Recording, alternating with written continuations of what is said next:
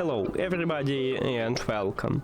In this video I'm going to show you how to enable or disable UVnano for your earbuds LG TONE Free.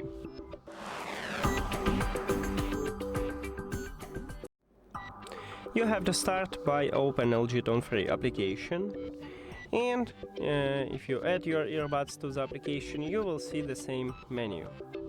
You need to scroll down and go to TONE Free Lab. And right here at the first line we have it. So to enable it you need to tap at this slider. So what it do?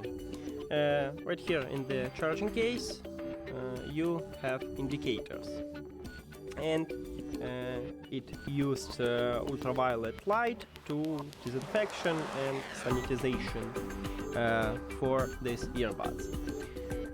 To disable it, you need to tap this slider. Also, the slider have colorful background. And that's it.